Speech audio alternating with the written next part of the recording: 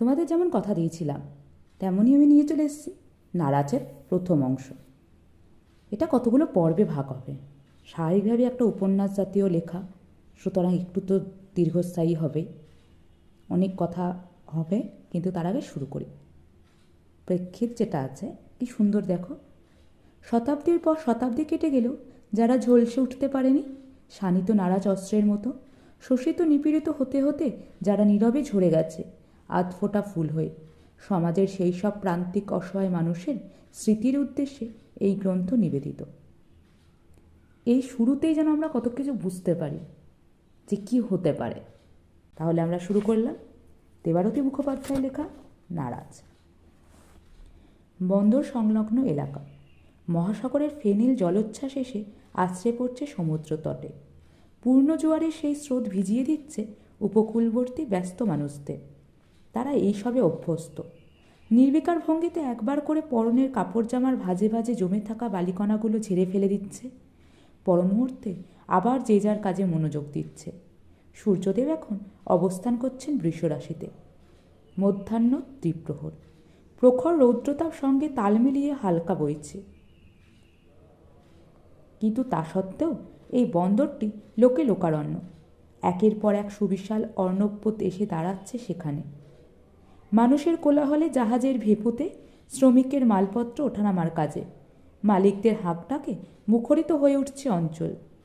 কয়েক মুহূর্তের অপেক্ষা, তারপর আবার কিছুক্ষণের জন্য ঝিমিয়ে পড়ছে মানুষগুলো।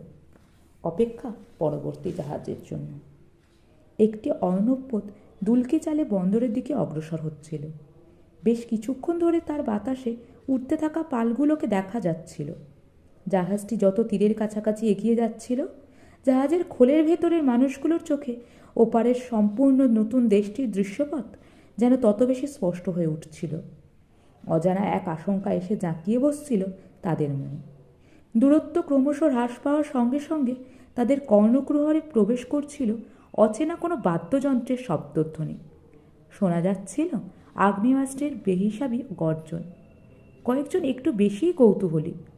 গাদাগাদি করে বসে থাকা অবস্থাতেও বিকলাঙ্গ সরীসৃপের মতো তারা ঘষ্টে ঘষ্টে এগিয়ে নিয়ে চেষ্টা করছিল জাহাজের খোলের গায়ে লাগানো এক ফালি গবাক্ষে চোখ রাখতে। কিন্তু সেখানেও ঘোরতর প্রতিযোগিতা। এক বর্গফুটের একটা জানলার মধ্যে নির্জন দর্শনেন্দ্রিয়কে স্থান করে দেওয়ার জন্য লড়াই চালাচ্ছে অন্তত 20 জন নরনারী। নারী পুরুষের মধ্যে যে স্বাভাবিক লজ্জা থাকে সেসবের পালা মিটেছে অনেক আগেই। জীবনযাপনের মৌলিক অধিকারগুলোই যখন শেষ রাত্রির কুয়াশার মতো অস্পষ্ট হয়ে যায়, তখন অচিরেই ঠুনকো হতে থাকে সামাজিক ভেদাভেদের রীতিনীতিগুলো। চুকেছে শ্রেণী ভেদাভেদের ছুতমার্গ। এখানে ব্রাহ্মণ, তিলি, যমন সকলেই এক। মনু এখানে নীরব দর্শক মাত্র। এখানে শূদ্র শুধুই দ্বিজষ্টিক ভোজনম করে না, দ্বিজ অর্থাৎ ব্রাহ্মণও অবলীলে বুভুক্ষ শরীরের খিদে নিবারণ করে শূদ্রের পাত থেকে খেয়ে। পরকালের বিচার পরে হবে, পেটের জ্বালা বড় জ্বালা। তবু তারই মধ্যে কিছু মানুষ এখনও কৃষ্ণসুন্দরকে সম্মান করে। শিক্ষিত পণ্ডিত বলে কথা, তার ওপর কুলীন ব্রাহ্মণ। তাই দ্বিধাগ্রস্ত কৃষ্ণসুন্দর যখন জানলার কাছে গেলেন, তাকে বহির্জগতে চোখ রাখার সুযোগ করে দিল কয়েকজন। গবাক্ষে চোখ রাখা মাত্র নিজের অজান্তেই কৃষ্ণসুন্দরের সর্বাঙ্গের রোমকূপ খাড়া হয়ে উঠল, কেঁপে উঠল অধরষ্ট। অস্ফুট উচ্চারণে শিহরিত কণ্ঠে তিনি শুধু বলতে পারলেন, শিব শিব। পেছন থেকে তার চওড়া পিঠের ওপর ক্রমাগত চাপ আসছিল। একজন বহুদিনের অর্ধভুক্ত মানুষ তার দুর্বল কণ্ঠে সর্বোচ্চ শক্তি ঢেলে বলল, কি দেখতাছেন ঠাকুরমশাই? দেশটা কিমন? মানুষের গুয়ের মালসার মতো সাদা নাগো আমাগো দেশের নিকশকালা? দেশটায় গাছগুছ আছে তো? কৃষ্ণসুন্দর উত্তর দিলেন না। প্রশ্নটা করেছে তোতারাম, পূর্ববঙ্গের লোক, নিবাস বরিশাল। কিছু কিছু মানুষ জীবনে কোনো অবস্থাতেই স্বভাব বদলাতে পারে না। তোতাও ঠিক এমনই। সর্বহারা হয়েও সে একই রকম বাছাল হয়ে রয়েছে। কৃষ্ণসুন্দর সরু চোখে নিবিষ্ট মনে দেখে চলেছিলেন তাদের জাহাজ এখন তীরের অনেকটাই কাছে চলে এসেছে। বন্দরে নোঙর পাততে বাকি আর কয়েক মুহূর্ত। উপকূলের দৃশ্য এখন আগের চেয়ে আরও বেশি স্পষ্ট। বন্দরে যেখানে এই জাহাজটি ভিড়বে, সেই স্থানটি ফাঁকা রেখে আশেপাশে গিজগিজ করছে অসংখ্য ছোট বড় নৌকা। প্রতিটি নৌকার পাটাতনে সার বেঁধে দাঁড়িয়ে রয়েছে মানুষ, শীর্ণকায় ঢুকতে থাকা মানুষ। তাদের কৃষ্ণবর্ণ গাত্র ও কেশ সূর্যের কড়া আলোয় চকচক করছে। জাহাজ পাড়ে ফেরার সময় দুলুনি একটু বেশিই হয়। কৃষ্ণসুন্দর সেই ক্রমাগত দোলায় নিজেকে শক্ত করে ধরে রেখে দেখলেন ওই হাজার হাজার নারী পুরুষ যারা যুপকাষ্ঠে বলির জন্য অপেক্ষারত ঝাঁক শিশুর মতো দাঁড়িয়ে রয়েছে নৌকোগুলোর পাটাতনে। তাদের কারুর শরীরে একটা সুতোও নেই। প্রতিটি মানুষ যেন কঙ্কালসার। এত দূর থেকেও প্রত্যেকের পাঁজর ভেদ করে নির্ভুল গণনা করা যায় অস্থি। বহুদিনের অনাহারে অত্যাচারের শীর্ণ ক্লিষ্ট মানুষগুলো যেন প্রত্যেকেই এক একটা প্রেতলোকের বাসিন্দা। একটা নৌকোর একেবারে সামনে দাঁড়িয়ে রয়েছে একটি যুবতী রমণী, সম্পূর্ণ বিবস্ত্রা। তার স্তনবৃন্তটি ঠোঁট দিয়ে আঁকড়ে ধরে বাঁদরের মতো ঝুলছে তার শিশু। সম্ভবত অপুষ্টি সর্বস্ব মাতৃস্তনে সে আকুল হয়ে খুঁজছে অমৃত ভাণ্ড। প্রকাশ্য দিবালোকে ওভাবে দাঁড়িয়ে থাকা যুবতীটির কোনো ভ্রুক্ষেপ নেই। সে নির্লজ্জ বৃদ্ধ চর্মরূপীর মতো ঘ্যাস ঘ্যাস করে নিজের উরুচুল করছে। নৌকোর সামনের ঘাটেই চাবুক হাতে পায়চারি করছে ওলন্দাজ বেনিয়ারা। তাদের পরনে হাঁটু পর্যন্ত চামড়ার জুতো, রেশমের জামা, মাথায় জমকালো টুপি, কারোর কারোর মাথায় রাজকীয় উষ্ণিস, কোমরে তরবারি, কিছু জনের হাতে আছে আগ্নেয়াস্ত্র।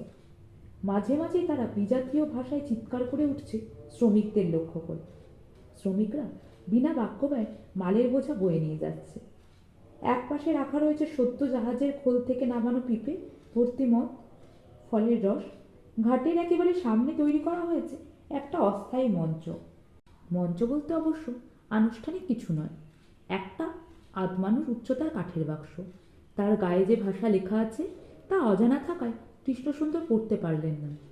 এক একটা নৌকা থেকে একজন করে মানুষকে গৃহপালিত পশুর মতো নিয়ে গিয়ে তোলা হচ্ছে সেই বাক্সের ওপর। পাশে দাঁড়িয়ে থাকা কোট প্যান্ট পরা শ্বেতাঙ্গটি উঁচু গলায় বারবার কিছু একটা বলছে। আশপাশের শ্বেতাঙ্গদের ভিড় থেকে আসছে তার প্রত্যুত্তর। এইভাবে কিছুক্ষণ চলার পর হঠাৎ করে বাক্সের ওপর দাঁড় করিয়ে রাখা মানুষটিকে নামিয়ে আনা হচ্ছে। সে তখন আর নৌকায় ফেরত যাচ্ছে না, ডাঙাতেই চলে যাচ্ছে নির্দিষ্ট কোনো বেনিয়ার দলে।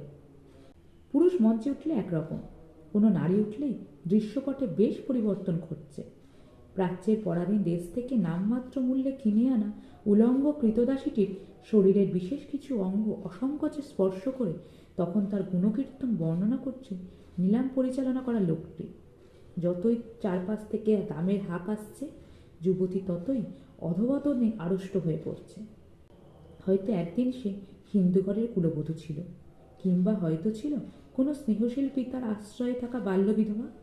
এভাবে প্রকাশ্যে নিরাবরণ হওয়া তো দূর, পরপুরুষের সামনে নিজের অবগুণ্ঠন উন্মুক্ত করাটাও ছিল তার কল্পনাতীত। কিন্তু পরিস্থিতি তার ভেতরে সেই লজ্জাকে তিলে তিলে হত্যা করেছে। কৃষ্ণসুন্দরের বুকের ভেতরটা হিম হয়ে আসছিল। তিনি চিৎকার করে কথা বলতে যাচ্ছিলেন, কেউ নেব না জাহাজ থেকে, কেউ নেব না। আমাদের এখানে ওরা বেচে দেবে, সারা জীবনের জন্য বেচে দেবে ওরা। 5 বছরের করার কথা আমি জানি, সব ভাওতা, জীবনভর পচে মরতে হবে এখানে। ঠিক এই সময়ই কৃষ্ণসুন্দরের ঘুমটা ভেঙে গেল। তিনি ধরফর করে উঠে বসলেন মেঝের ওপর। অন্ধকারে অনুভব করলেন তার নিজের বুকটা হাঁপড়ের মতো ওঠানামা করছে। হাতড়ে হাতড়ে বুকের ওপর আলগোছে পড়ে থাকা মলিন হয়ে যাওয়া সামবেদী উপবিত স্পর্শ করে জপ করতে থাকেন তিনি। হে পরমেশ্বর, সবাইকে রক্ষা করো তুমি, তুমিই আশ্রয়, তুমিই সত্য, তুমিই সুন্দর। কি হয়েছে বাবা? কৃষ্ণসুন্দরের পাশ থেকে চোখ কসলাতে কসলাতে উঠে বসে তার 8 বছরের পুত্র দিব্য সুন্দর। তার চোখে মুখে এখনো গভীর ঘুম লেগে আছে। 2 সপ্তাহ আগে যখন এই ডিপোয় সে এসেছিল তখন তার ত্বক ছিল শিশুর মতোই কোমল। সেই পেলবতা এখন রুক্ষ হয়ে গেলেও সদ্য কৈশোরের স্বাভাবিক দীপ্তিটুকু শত অনাচারে তার শরীর থেকে পুরোপুরি মুছে যায়নি। কৃষ্ণসুন্দর একটা চাপা দীর্ঘ নিঃশ্বাস ফেললেন। নিজের দুশ্চিন্তার বোঝা এই এতটুকু ছেলের মাথায় চাপানো অন্যায়। তিনি বললেন, কিছু না রে, ঘুমটা হঠাৎ ভেঙে গেল, ঘুমিয়ে পড়, আমি মাথায় হাত বুলিয়ে দিচ্ছি। দিব্যসুন্দর বাধ্য ছেলের মতো শুয়ে পড়ে। কিছুক্ষণ পর ফিসফিস করে বলে, দিদিরা এখন কি করছে বাবা? কি আবার করবে? কৃষ্ণসুন্দর বললেন, তুই যা করছিস, ঘুমোচ্ছে। তুমি যেমন আমার মাথায় হাত বুলিয়ে দিচ্ছ, মাও কি তেমনি দিদিদের মাথায় হাত বুলিয়ে ঘুম পাড়াচ্ছে? কৃষ্ণচন্দ্র চুপ থাকেন। দিব্যসুন্দর আবার প্রশ্ন করেন, আর পিসিমা? পিসিমা কি করছে বাবা? কৃষ্ণসুন্দর এবার নৈঃশব্দ ভেঙে বলেন, জানি না দিব্য, তুই ঘুমো, কাল অনেক ভোরে উঠতে হবে। দিব্য আর কোনো কথা বলে না। একটু পরে ডুবে যায় গভীর ঘুম। নিষ্পাপ মুখখানা দেখতে থাকেন। অন্ধকারে যেটুকু দেখা যায় তাতে কৃষ্ণসুন্দর পরম মমতায় ছেলের নিষ্পাপ মুখখানা দেখতে থাকেন। আজ সকালেই কুয়ো থেকে জল তোলার সময় বালতির ওজন সামলাতে না পেরে ফেলে দেওয়ার অপরাধে তার সামনেই দিব্যকে নির্মম শাস্তি দেওয়া হয়েছে। দীপর পাহারাদারদের উত্তম মধ্যম চপেটাঘাত করেই ক্ষান্ত হয়নি। দিব্যকে টানতে টানতে নিয়ে যাওয়া হয়েছিল বড় এজেন্ট নবকিশোর দত্তের কাছে। সেখানে কি হয়েছে তা বারবার জিজ্ঞেস করেও জানতে পারেননি কৃষ্ণসুন্দর।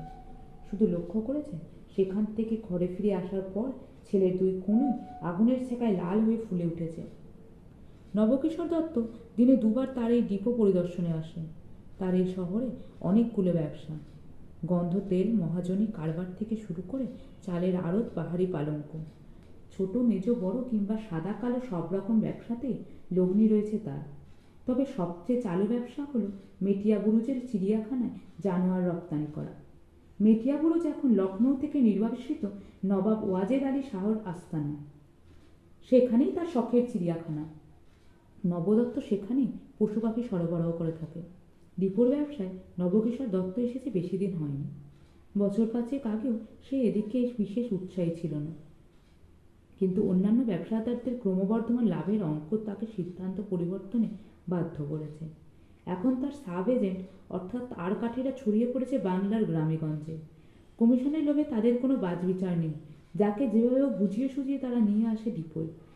তারপর 5-6 সপ্তাহে এই কয়েক মাস, এরই মধ্যে ডাক্তারি পরীক্ষা, অশিক্ষিত মানুষগুলোর টিপছাপ নিয়ে চুক্তিনামা। সব সারা হয়ে গেলে সবাইকে ঠেসে ঠুসে জাহাজের পেটে পুরে চালান করে দেওয়া দূরের কোনো দেশে। 2 সপ্তাহ আগে গ্রামের বিশ্বনাথ তলায় হরিহর বলে লোকটার সঙ্গে যখন আলাপ হয়েছিল, তখন অবশ্য কৃষ্ণসুন্দর এত কথা জানতেন না। নাতি দীর্ঘ হৃষ্টপুষ্ট করণ হরিহরের, যাতে তিলি, হাঁটু পর্যন্ত ধুতি, ঊর্ধ্বাঙ্গে মলিন পিরান। সেদিন গোটা সময়টা সে কৃষ্ণসুন্দরের প্রতি সম্মান প্রদর্শনে করজোরে কথা বলে গিয়েছিল। কৃষ্ণসুন্দরের সরল বিশ্বাসে প্রভাবিত হয়েছিলেন হরিহরের কথায়। ভেবেছিলেন যে প্রচণ্ড বিপদসংকুল জীবন কাটছে গ্রামে, তা থেকে মুক্তি পাওয়ার জন্য ঈশ্বরের নিশ্চয় দশম অবতার রূপে হরিহরকে পাঠিয়েছেন তার কাছে। কিন্তু তার ভ্রম ভেঙেছে অচিরে। সত্যের নিষ্ঠুর আঘাতে তছনছ হয়ে গিয়েছে তার দিবাস্বপ্ন। ধীরে ধীরে অনেক কিছুই জানতে পেরেছেন মিছুয়া বাজারের পেছন দিকে বিশাল পাঁচিল ঘেরা নবকিশোর দত্তের এই ডিপোয় এসে। তখন আশেপাশের হতভাগ্য মানুষগুলোর মতো তারও আর কিছু করার নেই। হরিহর ডিপোর গোমস্তর থেকে তার নিজের কমিশনটি কড়াই গন্ডায় বুঝে নিয়ে ভাগল বা। নিস্তব্ধ রাতে কৃষ্ণসুন্দরের অশ্রুগ্রন্থি আবার কাজ শুরু করে, কিন্তু এই 15 দিনের অভ্যাস সেই অশ্রুগ্রন্থি থেকে এক ফোঁটাও জল পড়েনি। শুকনো চোখে তিনি ঘুমন্ত ছেলের ক্ষতস্থানে হাত বুলিয়ে দিতে থাকেন। যন্ত্রণায় বেদনায় তার বুকটা মুচড়ে ওঠে। প্রকাণ্ড বড় ঘরটায় পাশাপাশি ঘুমোচ্ছে প্রায় 50 জন। সবার নিঃশ্বাসের বাতাসে একটা গুমোট পচা অস্বাস্থ্যকর হাওয়া বাসা বেঁধেছে ঘরে। অনেকটা দূরে একেবারে দরজার পাশে জ্বলছে একটা হ্যাজাক। সেই হ্যাজাকের আলোর পাশে ঘুমে ঢুলছে আজকের রাতের প্রহরে। দৈর্ঘ্যে প্রায় 50 হাত হলেও গোটা ঘরটায় সেই অর্থে কোনো জানলা নেই। আছে শুধু মাটি থেকে অনেকটা ওপরে কয়েকটা খুলখুলি। এই ঘরটার সঙ্গে একই দেওয়ালে রয়েছে এই একই রকম আর একটা ঘর, সেটা মেয়েদের জন্য।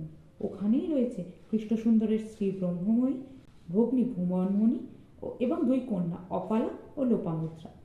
এই দুটি বিশাল ঘর নিয়ে নবকিশোর দত্তের ডিপো। বাইরে রক্ষী 3 মানুষ সমান উঁচু প্রাচীর। মাঝে মাঝে কৃষ্ণসুন্দরের মনে হয় জেলখানাতেও বোধহয় এর চেয়ে বেশি আলো বাতাস ঢোকে, সেখানেও এর চেয়ে বেশি প্রাণ থাকে।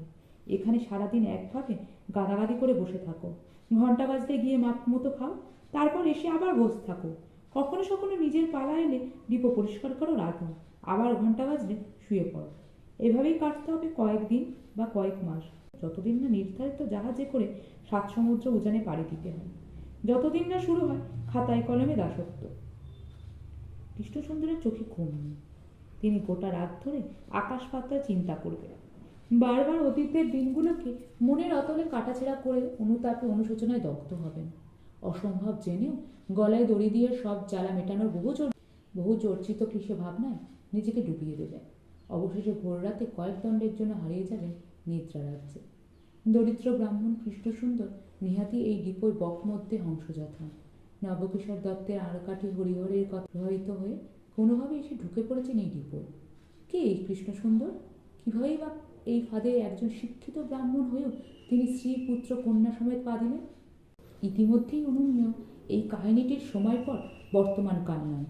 অযোধ্যার শেষ নবাব ওয়াজেদ আলী শাহ উপস্থিত হয়েছেন এই কাহিনীতে। নবাব অযোধ্যায় তার নিজের সুবিশাল রাজ্য হারিয়ে কলকাতায় আসেন 1856 সালে, দেহান্তায় 1887 সালে। অতএব এই কল্পকাহিনীর সময়কাল ঊনবিংশ শতাব্দীর শেষার্ধ। নির্ভুল এই অনুধাবন। আরও বলতে গেলে সময়টা 1885-র আশেপাশে। সিপাহী বিদ্রোহের পর কেটে গিয়েছে প্রায় 2.5 দশক। সতীদাহের মতো কুৎসিত প্রথা রাজা রামমোহন রায়ের ঐকান্তিক প্রচেষ্টায় আইন করে বদ্ধ করা হয়েছে প্রায় অর্ধশতক আগে। 30 বছর আগে বিদ্যাসাগরের নিরলস সংগ্রামে পাশ হয়েছে বিধবা বিবাহ সম্পর্কিত বিখ্যাত 15 আইন। ভারতের অধিকাংশ শিক্ষিত মুক্তমনা জনগণ বিশ্বাস করতে শুরু করেছেন যে ব্রিটিশ শাসন এই কুসংস্কারের ডুবে থাকা দেশের ক্ষেত্রে আশীর্বাদ স্বরূপ। তাই জাতীয় কংগ্রেস সবেমাত্র স্থাপিত হলেও সেখানে নরমপন্থীরা অনুচ্চ কণ্ঠে নিজেদের দাবি দেওয়া পেশ করে চলেছেন, কারণ তারা মহারানীর নিশ্চিত শাসনের অধীনে থাকারই পক্ষপাতী। বিদ্যাসাগর, দুর্গামোহন দাশের মতো কিছু দেশীয় ব্যক্তি ও বেথুন সাহেবের মতো কিছু বিদেশির একান্ত আগ্রহে মহিলাদের জন্য বেথুন স্কুলও স্থাপিত হয়েছে প্রায় 35 বছর আগে। কিন্তু মহিলাদের বিদ্যার্জন মানেই অকাল বৈধব্য, এই ধারণা এখনও অধিকাংশ মানুষের মনে জাঁকিয়ে বিরাজমান। অষ্টবর্ষা ভবেদ গৌরীও চলছে রমরমিয়ে। 8 বছরের মেয়েকে গৌরী দান করে দায় জেরে ফেলা হচ্ছে কোনো রকমে। নগর কলকাতায় যদি বা কিছু উচ্চবৃত্ত শিক্ষিত পরিবারের কন্যারা আলোকপ্রাপ্তা হওয়ার সুযোগ পাচ্ছে, গ্রামাঞ্চলে তার দুরাশা মাত্র। এমনই এক সময় হুগলি জেলার সম্ভ্রান্ত এক গ্রাম মশাট। 1 শতক আগেও নাম ছিল বিশ্বনাথপুর। গ্রামের মোড়ল সর্দার গ্রামের পাশ দিয়ে প্রবাহমান কৌশিকী নদীর পশ্চিম পারে ঘন নলবনের মধ্যে আবিষ্কার করল শিবলিঙ্গ। তৈরি হলো শিব মন্দির। সেই থেকেই বিশ্বনাথপুর। পরে সেই বিশ্বনাথপুরে গজিয়ে উঠল এক বিশাল গরু মোষের হাট। সেই মোষ কালে কালে নাম মাহাত্ম্যে চাপা দিয়ে দিল বাবা বিশ্বনাথকে। বিশ্বনাথপুর হয়ে গেল মশাট। নাম বদলালেও গ্রামে বাবা বিশ্বনাথের মাহাত্ম্য কিছু কমল না। দারিদ্র্যের অভিশাপ মুক্তি, অসুখ বিসুখ কন্যাদায়, নানা কারণে সেই মন্দিরের ভক্তের সংখ্যা বাড়তেই লাগল। মশাট প্রধানত গয়লা অধ্যুষিত গ্রাম। এছাড়াও রয়েছে কয়েক ঘর সদগোপ, তিলি, মাহিষ্য। বিশ্বনাথ মন্দিরের সেবায়িত গ্রামের জমিদার চৌধুরী পরিবার। কৃষ্ণসুন্দর চট্টোপাধ্যায় ছিলেন মশাট গ্রামের সেই বিশ্বনাথ মন্দিরের বংশ পরম্পরায় পুরোহিত। প্রায় 8 পুরুষ ধরে তারা এই মন্দিরে পুজো করে আসছিলেন। কিন্তু মাত্র কয়েক বছর হলো নিতান্ত দৈবের দুর্বিপাকে সেই ক্ষমতাটি কৃষ্ণসুন্দরের হাতছাড়া হয়েছে। সেই কারণটি বিচিত্র এবং বেদনাদায়ক। কৃষ্ণসুন্দরের পিতা রামেন্দ্র সুন্দর ছিলেন বীর্যবান পুরুষ। তার সহধর্মিণীর সংখ্যা ছিল 5। সেই 5 ভার্যার গর্ভে তার ঔরসে জন্মগ্রহণ করে 20-এরও বেশি সন্তান। তাদের মধ্যে 8 জন শৈশবেই মারা যায়।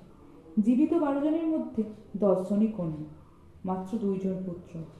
জ্যেষ্ঠ পুত্র শুক্লসুন্দর রামেন্দ্র সুন্দরের প্রথম পত্নীর পুত্র, আর কৃষ্ণসুন্দর চতুর্থ পত্নীর সন্তান। শুক্লসুন্দর ছিল ছোট থেকেই একটু অন্যরকম, অবাধ্য, কিছুটা জেদি, অনমনীয় প্রকৃতি। কোনো কিছু করার আগে সে প্রশ্ন করে, উত্তর মনোপ্লুত না হলে শত ধমকিও তা পালন করে না। বংশের কুলতিলক বলে কথা। রামেন্দ্র সুন্দর অনেকভাবে পুত্রকে পথে আনার চেষ্টা করলেন, কিন্তু নরম কঠিন সব রকম শাসনে তিনি ব্যর্থ হলেন। শুক্লসুন্দর গ্রামের চতুষ্পাটিতে কয়েক বছর পরে একদিন হঠাৎ উধাও হয়ে গেল। কিছুদিন অনুসন্ধান চলল। তারপর কালের নিয়মে তার কথা জন্মদাত্রী ছাড়া গ্রামের প্রায় সকলেই বিস্তৃত হলো। এরপর একদিন রামেন্দ্র সুন্দর চোখ বুঝলেন। শূন্য হলো বিশ্বনাথ মন্দিরের প্রধান পুরোহিতের পদ। এদিকে গ্রামের জমিদারের শর্ত অনুযায়ী তাদের পরিবারের জ্যেষ্ঠ পুত্রই বিশ্বনাথ পরিবারের কুলের পুরোহিত হবেন। এক্ষেত্রে শুক্লসুন্দর বহু বছর যাবৎ নিরুদ্দেশ থাকায় সেই পদ অলঙ্কৃত করলেন কৃষ্ণসুন্দর। ইংরেজ শাসনে তখন কলকাতা, বোম্বাই, লখনৌ নাগরিক সাজে সেজে উঠলেও গ্রাম বাংলার জীবন ছিল অনাড়ম্বর, শস্য শ্যামলা। গ্রামবাসীদের উপার্জনও যেমন ছিল অল্প, প্রয়োজনও ছিল পরিমিত। ছিল না উচ্চাকাঙ্ক্ষা বা আরো চাই এমন উচ্চাভিলাষী স্বপ্ন। জমিদার গৃহিণী হোক কিংবা সাধারণ কৃষক পত্নী, প্রত্যেকেরই একটি মাত্র প্রার্থনা ছিল, আমার সন্তান যেন থাকে দুধে ভাতে। হ্যাঁ, সাধারণ দুধ ভাতেই, না পলান্ন না পরমান্ন। কৃষ্ণসুন্দরের পরিবারও তার ব্যতিক্রম নয়। জমিদার বাড়ির তরফে কুলপুরোহিতদের পাওনা গণ্ডা বেশ ভালো। এছাড়া পৈতৃক আমল থেকে বেশ কয়েক ঘর উচ্চবিত্ত যজমান বাঁধা রয়েছে। কৃষ্ণসুন্দর পণ্ডিত মানুষ।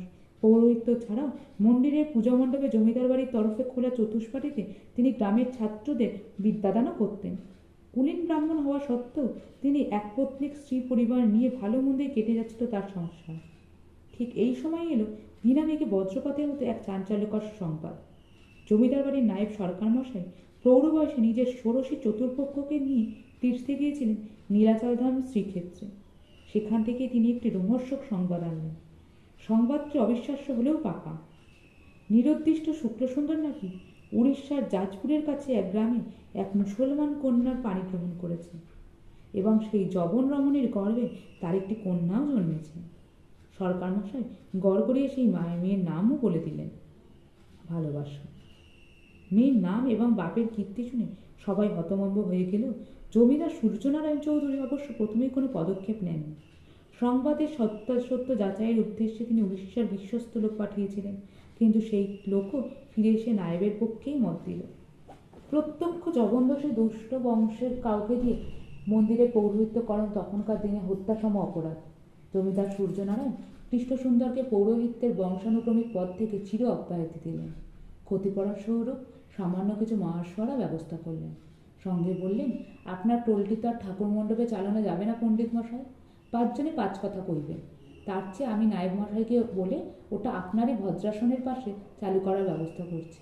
আপনি ওখানে নিরুপদ্রবে পড়াতে পারবেন পণ্ডিত মশাই।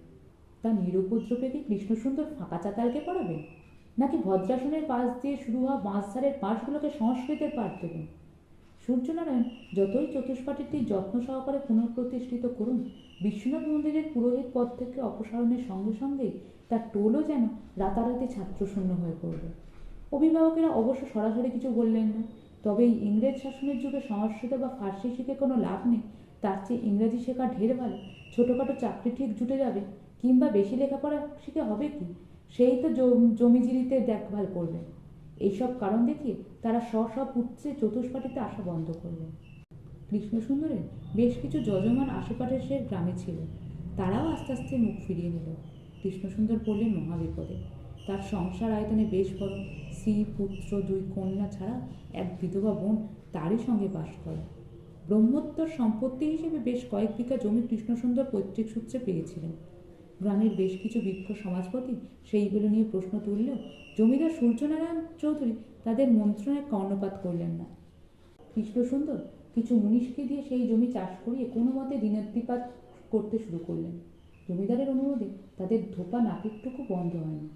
পত্নী ব্রহ্মময়ী লক্ষ্মীস্বরূপা গৃহিণী, মুখের হাসি অমলিন রেখে পরিবারের সবাইকে যত্ন করেছিলেন। কিন্তু ভাগ্য যদি বিরূপ হয়, অক্লান্ত সংগ্রামেও কিছু হয় না। বিপদ ক্ষুধার্ত ষাঁড়গুলোর মতো বারে বারে হানা দেয়। চট্টোপাধ্যায় পরিবারেরও তেমনটাই হাল। রামেন্দ্র সুন্দরের 10টি কন্যার মধ্যে 3 জন ছিল বাল্যবিধবা। অন্যরা শ্বশুরালয়ে থাকলেও তাদের মধ্যে একজন বাস করত কৃষ্ণসুন্দরের সঙ্গে, তার নাম রূপনমণি। তখনকার দিনে কুলীন কন্যাদের জন্য পাত্র পাওয়া ছিল সমুদ্র মুক্তান্বেষণের চেয়ে শক্ত ব্যাপার। যে মৃত্যু পথযাত্রী ব্রাহ্মণকে অন্তর্জলী যাত্রায় গঙ্গাতলে পা দুটো নদী জলে ছুঁয়ে রেখে মৃত্যুর প্রতীক্ষা করা হয়, গোচরে তা হয় হরিনাম সংকীর্তন, গীতাপাঠ। তার সঙ্গেও নিজের বালিকা কন্যার বিবাহ দিয়ে দায়মুক্ত হওয়ার জন্য ছোটাছুটি করতেন কুলীন ব্রাহ্মণরা। কারণ তো বহুল প্রচলিত, অষ্টবর্ষা ভবেদ গৌরী, নববর্ষা তু রোহিণী, 10 বর্ষা ভবেদ কন্যা, ঊর্ধ্বং রজস্বলা। পরবর্তী পংক্তিগুলো আরো ভয়ঙ্কর। 12 বছর হয়ে গেলেও যে পিতা কন্যাদান করেন না, তার পূর্বপুরুষরা প্রতি মাসে অমর্ত্যলোকে সেই কন্যার ঋতুকালীন রক্তপান করে। অবহেলিতা কন্যাকে রজস্বলা দেখলে বাবা মা ও বড় ভাইকে নরকে যান। তার মেয়ের পেট থেকে বেরোতে না বেরোতেই শুরু হয় খোঁজাখুঁজি। বিবাহের কয়েকদণ্ড পরে বিধবায় হোক, বিবাহ দিতেই হবে। আর এই পথ অনুসরণের ফলে তখন গ্রাম এবং শহরের ঘরে ঘরে বাস করত বাল্য বিধবারা। বিদ্যাসাগর আইনি জোরে বিধবা বিবাহ সম্পর্কিত 15 আইন পাশ করালেও তা গ্রাম বাংলায় বলতে গেলে ছিল কল্পনাতীত। এক একাদশীর দিনে কৃষ্ণসুন্দরের বিধবা বোন ভুবনমোহিনীর উপবাস অন্তে গ্রাম সংলগ্ন দিঘিতে স্নানাকার্যে গিয়েছিল। একেই গোটা দিন নিরম্ব উপবাস, তার উপর প্রবল গরম। ভুবনমোহিনী ক্লান্ত শরীরে ঘরে ফিরেছিল। ফেরার পথে আকস্মিক নির্জনতার সুযোগ নিয়ে দুজন দুষ্কৃতী তাকে ঝোপের দিকে টেনে নিয়ে গিয়ে ধর্ষণ করল। দুই পাপিষ্ঠই ভিনদেশী ও বিধর্মী। ভুবনমণির ওপর নির্মম অত্যাচার করে তাকে বিবস্ত্রা ও অচেতন অবস্থায় ফেলে রেখে তারা পালাল। ইংরেজ শাসনে তখন কয়েকটি গ্রাম অন্তর থানা চৌকি থাকলেও লজ্জার খাতিরে আইনের দ্বারস্থ হওয়া তো গেলই না, উল্টে এবার আর শুধু মশাট নয়, আশেপাশের জনাই, বাক্সা ইত্যাদি সমস্ত গ্রামের সমাজপতিরা এক কাট্টা হয়ে কৃষ্ণসুন্দরকে সপরিবারে এক ঘরের কথা ঘোষণা করলেন।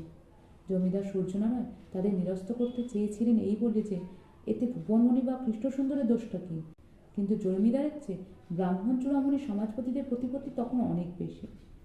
মশাট গ্রামের সবচেয়ে প্রবীণ ব্রাহ্মণ রামচন্দ্র ন্যায়তীর্থ মাঝপথেই জমিদারকে থামিয়ে দিলেন। এ কি অশৈলন কথা কইতেছেন জমিদার মশাই? আপনি মান্যগণ্য ব্যক্তি, আপনি যদি এমন কথা কন তবে অন্যরা কি বলবে? কৃষ্ণসুন্দর আদিন করে ধরে এ গায়ে বাস করছে, সে জানে না জলদিঘির ওপাশটা দিন দুপুরে কেমন নির্জন থাকে? তার বোনকে সে ওখানে পাঠালে কেন? গায়ে কি পুকুর কম আছে নাকি? সূর্যনারায়ণ পাশেই নতমস্তকে দাঁড়িয়েছিলেন কৃষ্ণসুন্দর, বিধ্বস্ত, অপমানিত, ভগ্নহৃদয়। ভুবনমণির ওই সর্বনাশের পর যে কয়েকটি রাত্রি অতিবাহিত হয়েছে তার সিংহভাগে কেটেছে গ্রামবাসী নানা রকম সহানুভূতিপূর্ণ কথা শুনে, যেগুলো শোকের আগুনে ঘৃতাহুতি দিয়েছে মাত্র। তিনি শান্তিকামী নরম মনের মানুষ, লেখাপড়া, পূজা অর্চনা ও অবসরে কাব্যচর্চা নিয়ে থাকতে ভালোবাসেন। এই চাপ তার কাছে অসহ্য হয়ে উঠছে। বাড়িতে এই কয়েকদিন ভুবনমণি সামান্য কিছু পর্যন্ত দাঁতে কাটেনি। তার সারা শরীরে অত্যাচার, বলাৎকারের ছাপ স্পষ্ট। কামড়ের ফলে গলায় তৈরি হয়েছে বিভৎস ঘা, হাতে পায়ে কপালে কালশিটে। গ্রামের মেয়ে বউরা একে একে আসছে, কিন্তু তাদের কৌতূহলী প্রশ্নের বাণে সহানুভূতির চেয়েও বেশি রক্তাক্ত হতে হচ্ছে ভুবনমণিকে। কৃষ্ণসুন্দর দাদা হিসেবে বোনের কষ্ট মনে প্রাণে অনুভব করতে পারছেন, কিন্তু তিনিও অসহায়। রামচন্দ্র ন্যায়তীর্থের প্রশ্নের উত্তরে কৃষ্ণসুন্দর মুখ না তুলে চাপার স্বরে বললেন, গায়ের যে পুকুরে মেয়ে বউরা স্নান করে সেই পদ্মদিঘিতে তো আপনারাই আমার বাড়ির মেয়েদের যেতে বারণ করেছিলেন ন্যায়তীর্থ মশাই। রামচন্দ্র ন্যায়তীর্থ একটু অপ্রস্তুত না হয়ে গলা চড়িয়ে বললেন, কচি খোকা সেজো না কৃষ্ণসুন্দর। পদ্মদিঘি গায়ের সবচেয়ে পবিত্র পুকুর। আশ্বিন মাসে গায়ে স্নান হয় ওই পুকুরে। সেই জলে জগন্দোষী বাড়ির মেয়েরা নামলে আর শুদ্ধ থাকবে? তোমার দাদা উড়িষ্যায় যে অপকর্মটি করেছেন তারপর যে তোমায় এই গায়ে থাকতে দেওয়া হয়েছে এই ঢের জানবে। নিহাত তোমার বাবা সাত্ত্বিক মানুষ ছিলেন, তাই।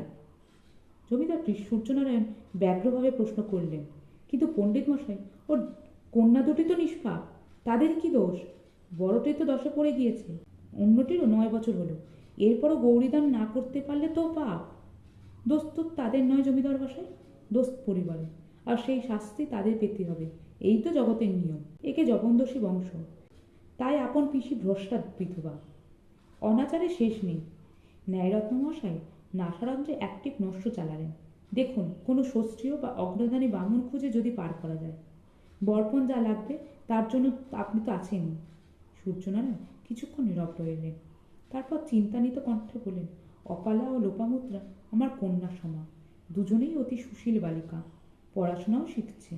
তাদের এইভাবে নিচুকুলে বিবাহ দেওয়া কি ঠিক হবে? তবে এক কাজ করুন, আমার পরিচিত এক নৈকস্য কুলীন পাত্র আছে, বাড়ি নদিয়ার ওদিকে, তাকে খবর দিই, এসে বিয়ে করে রেখে যাবে দিয়েক্ষণ। কৃষ্ণসুন্দরের নাশা উঠল।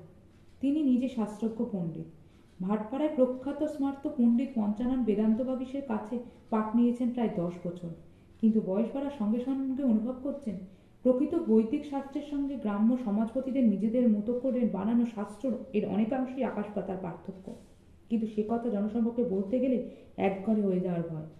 রামচন্দ্র ন্যায়তীর্থ যে সুপাত্র কথা বলছেন সেই জাতীয় পাত্র কৌলিন্য প্রধান রমরমার দৌলতে একেবারেই বিরল নয়।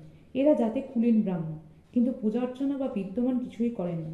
এদের কাজ শুধুমাত্র বিয়ে করা। গোটা বঙ্গভূমি জুড়ে এদের শ্বশুরবাড়ি, পরনে পিরান ধুতি, কাঁধে উর্মি, বুকের ফাঁক দিয়ে উঁকি মারে উপবিত, কানে কলম আর বাহুমূলে গোঁজা খেরোর খাতা। সেই খাতায় সারি সারি দিয়ে লেখা একের পর এক শ্বশুরমশাইয়ের নাম, গৃহ ঠিকানা। গোটা বছরই তারা পূর্ববঙ্গ থেকে রাঢ় দেশে চষে বেড়ান ভিজিট দেওয়ার জন্য। প্রতিটি শ্বশুরালয়ে বছরে একবার ভিজিট, জামাই আদর, নিত্য নতুন শয্যা সঙ্গিনী। কখনো কখনো কোনো শ্বশুরালয়ে এক রাতে বেড়ে 3 রাত্রিও হয়, তবে তা শ্বশুরমশাইয়ের আর্থিক সঙ্গতি সাপেক্ষে। ভিজিট শেষে স্ত্রী সম্বন্ধীদের কৃতার্থ করে মোটা জামাই বিদায় ফি নিয়ে খেরোর কাতায় চোখ বুলিয়ে পরবর্তী শ্বশুর গৃহের দিকে গমন। এই হলো সেই বিবাহ বিশারদ কুলীনদের কাজ, যাদের সম্পর্কে খোদ বিদ্যাসাগর লিখেছেন, কত দুর্ভিক্ষের সময় এক ভঙ্গকুলীন অনেকগুলি বিবাহ করেন। তিনি লোকের নিকট আস্ফালন করিয়াছিলেন, এই দুর্ভিক্ষে কত লোক অনাভাবে মারা পড়িয়াছে, কিন্তু আমি কিছু টের পাই নাই। বিবাহ করিয়া স্বচ্ছন্দে দিনপাত করিয়াছে। একটু হিসেবের কচকচি করলে ব্যাপারটা আরো স্পষ্ট হয়। 1871 সনে কৃষ্ণসুন্দরের আবাস হুগলি জেলায় 33 জন কুলীন ব্রাহ্মণ বিয়ে করেছেন 2151টি মেয়েকে, অর্থাৎ গড়ে একজন বিবাহ বিশারদের গলায় ঝুলিয়ে দেওয়া হয়েছে 65 কন্যাকে। কৃষ্ণসুন্দর পড়লেন ঘোর আত্মান্তরে। তিনি হলেন সেই গোত্রের মানুষ যারা স্রোতে একেবারে অন্ধ হয়ে গা ভাসিয়ে দেন না, আবার স্রোতের একেবারে বিপরীতে হাতটার ঝঞ্ঝার প্রতিকূলতায় সাঁতার কাটার মতো দুর্জয় সাহসও তাদের থাকে না। তবে এরা মনের অন্তরালে হলেও যুক্তির দাঁড়িপাল্লায় একবার যাচাই করে নেয় সামাজিক অনুশাসনগুলো। হয়তো সোচ্চারে প্রতিবাদ করেন না, কিন্তু অন্তরে অন্তরে নিজের বিচার বুদ্ধি অনুযায়ী পদক্ষেপ নেয়। যে সময়কালে এরা জন্মেছেন তখন স্ত্রী শিক্ষা বাংলায় শুরু হয়নি বলাটা অতিশয়োক্তি হবে। প্রায় 40 বছর আগে হইহুল্লা করে 1851 সালে শুরু করা হয়েছে বিখ্যাত বেথুন স্কুল। ছাত্রী মাত্র 21 জন। বেথুন সাহেব শিশুকন্যাদের যাতায়াতের জন্য ঘোড়ার গাড়ি করে দিয়েছেন। বিদ্যাসাগর সেই গাড়িতে যত্ন করে লিখে দিয়েছেন, কন্যা এবং পালনিয়া শিক্ষণী রাতি যত্নত। কি সুন্দর কথা! পুত্রের মতো কন্যাকেও সমান যত্ন করে পালন করবে, শিক্ষা দেবে। কিন্তু বাস্তবে চিত্র বড়ই বিপরীতধর্মী। স্ত্রী শিক্ষা মানেই অকাল বৈধব্য, এই কুসংস্কার অধিকাংশ মানুষের বুকে চেপে বসে রয়েছে। এমন কথাও বাতাসে অহরহ ভেসে বেড়ায়, মেয়েরা লেখাপড়া শিখলে তাদের বক্ষ সমতল হয়ে যায়, স্তনে দুগ্ধ সঞ্চার হয় না, পুত্র প্রসব যোগিনী শক্তি হ্রাস পায়। যে সমাজে পুত্রার্থে ক্রিয়ার্থে ভার্যা, যে সমাজে অপুত্রকদের মৃত্যুর পর স্থান হয় পুণ্যাম নরকে, সেই সমাজে এই ভয় বড় ভয় বটে। কিন্তু এত কিছুর মধ্যেও কৃষ্ণসুন্দর কুসংস্কারের দোহাই মানেননি। তার জ্যেষ্ঠা কন্যা অপলাকে তিনি পুত্র দিব্যাসুন্দরের সঙ্গেই বসে পড়াশোনা শিখিয়েছেন। দুলে দুলে ব্রতকথা বা পাঁচালি পড়তে পারার জন্য নামমাত্র অক্ষরজ্ঞান নয়, রীতিমতো ব্যাকরণ, ইতিহাস, ভূগোল, গণিত। অপালার স্মৃতিশক্তি অসাধারণ। একবার শুনলেই সে হুবহু মুখস্থ বলতে পারে। তার চেয়েও বড় কথা, তার শেখার আগ্রহ অপরিসীম। তাই কৃষ্ণসুন্দর নিজের জ্ঞান উজাড় করে দিয়েছেন তার কাছে। লোপামুদ্রাও পিছিয়ে নেই, তার যদিও আগ্রহ সঙ্গীত চর্চার দিকে। কৃষ্ণসুন্দর তাকেও সযত্নে বিদ্যাদান করে চলেছেন, কিন্তু পেটের চাহিদার কাছে সবকিছুই ম্লান হয়ে যায়। ভুবনমণি ধর্ষিত হওয়ার পর কৃষ্ণসুন্দরের দিনাতিপাত করা পুরো হয়ে উঠল।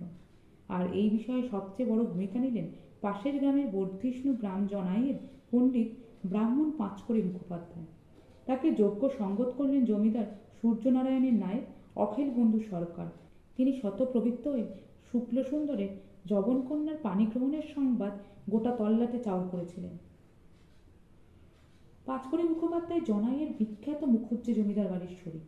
মুখুজ্জেরা জনাইয়ের সাবেক ভূম অধিকারী, তবে কিনা সেই অসত্যসম বংশ নিজের ডালপালা বিস্তার করতে করতে এত শাখা প্রশাখা সৃষ্টি করেছে যে আর্থিক সঙ্গতি থাকুক না থাকুক, জনাইয়ের অর্ধেক ভদ্রাসনের গৃহস্বামী এখন কোনো না কোনো দিক থেকে জনাইয়ের মুখ হচ্ছে।